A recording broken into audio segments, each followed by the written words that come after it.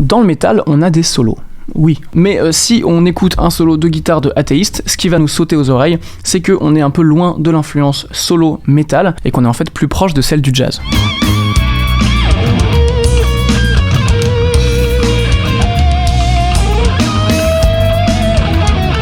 Un solo de guitare qui prend le temps de se développer, avec simplement des petits accords qui posent l'ambiance à la guitare derrière, et un accompagnement basse-batterie qui dialogue, un vrai rapport à l'improvisation et à la création d'une ambiance sur l'instant T, tout ça, ça vient plutôt du jazz. Là où les solos de guitare dans le métal en général sont beaucoup plus écrits, avec la section rythmique qui l'est aussi. Tiens d'ailleurs, en parlant de code un peu loin du jazz, il y a un truc que athéistes vont adorer faire, c'est de la musique influencée des musiques latines. Pour vous dire, ils ont même fait des morceaux de samba.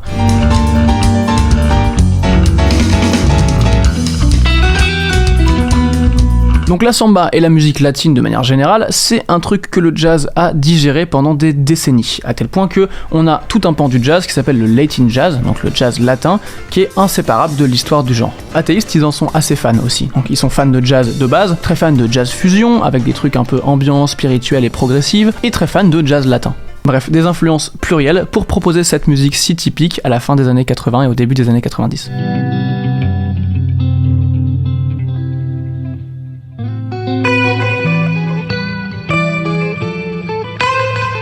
Donc voilà, après ces 3 albums et ces propositions un peu diverses et importantes dans l'histoire de la musique, Athéistes, ils vont se séparer. Ouais, c'est un truc un peu commun, il y a plein de groupes qui se séparent, mais ils vont quand même se reformer en 2010 et enregistrer un 4e album qui s'appelle Jupiter. Donc je vous invite à aller checker ça. Nous, on va s'arrêter là pour l'instant, parce que je pense qu'on a dit ce qu'il fallait dire pour le moment sur Athéistes. Sachant que, petit rappel, on est toujours sur des groupes de Floride des années 80, Death, Athéistes, et il y avait Cynic aussi. Hein. Ça fait 1 milliard d'années qu'on doit parler de Cynic, on va parler de Cynic. À tout de suite.